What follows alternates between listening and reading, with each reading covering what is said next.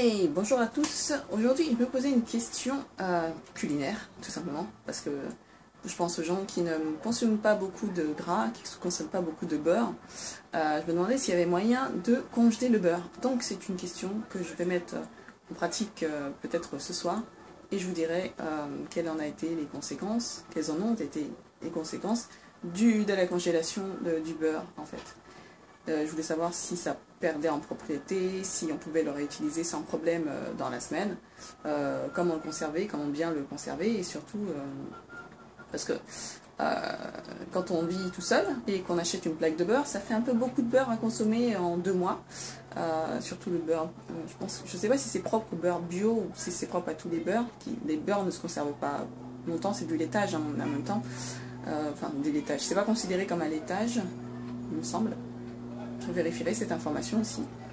Mais en gros, ça ne se conserve pas plus de 2 mois au frigo. Donc si vous achetez une plaquette de 250 grammes, ça veut dire qu'il faut manger 10 grammes par jour.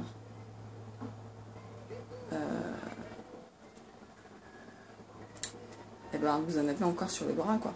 Donc pour moi, en fait, qui ne mange pas par exemple 10 grammes par jour, parce que il y a des jours où je mange pas de... Il faut combien les plaquettes déjà? On va vérifier. J'ai dit 250 grammes, mais ça se trouve elles sont à 500 grammes. Attendez, je reviens vers vous dès que j'ai regardé. Non, voici.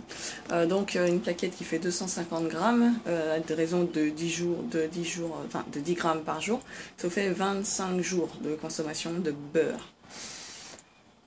Oui, mais si les jours où vous n'avez pas envie de manger du beurre et que vous avez plutôt envie de manger, je sais pas, un autre corps gras, un autre... voilà. Et ce qui risque de se passer, c'est que vous risquez de le perdre, ce beurre. Je ne sais plus si c'est 1 mois ou 2 mois de conservation. Là encore, je vais revérifier. Et je préciserai dans une autre vidéo. Mais sur ce, en fait, je me demandais vraiment si on a vraiment une consommation très très basse en beurre et qu'on voudrait le réserver pour d'autres occasions.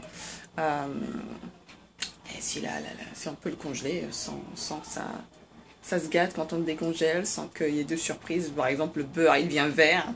Je sais pas, j'invente des trucs, mais bon, voilà.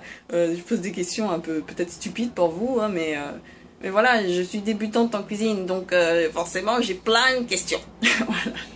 Et ça fait partie. Donc je vous souhaite, si vous voulez bien me répondre dans les commentaires, je serai vraiment très reconnaissante. Et puis n'hésitez pas à liker, commenter,